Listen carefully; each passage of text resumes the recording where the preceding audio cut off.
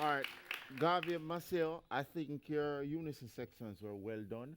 The harmonies wasn't so bad, but I think it would have sounded better if you had done it at least a tone higher. The only other thing I would have improved on is that trio there that walked out. I noticed towards the end of your phrasing, you're walking and turning your back to the audience. I'd rather you sing, face us, and when your part is finished, then you step back.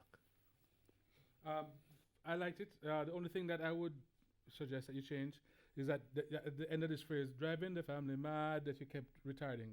It kept getting slow at that. If do it for the intro, and like it's an introduction to the story, but not every time you do it. It's like driving the family mad. Okay, So keep the tempo, keep the pace going.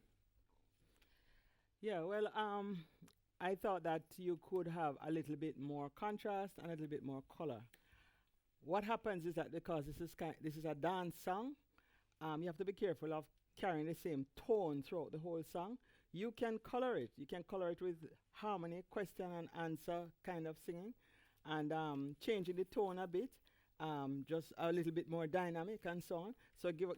What you're doing is moving the song into a choral presentation, and it would, I think, that time it would have a greater impact.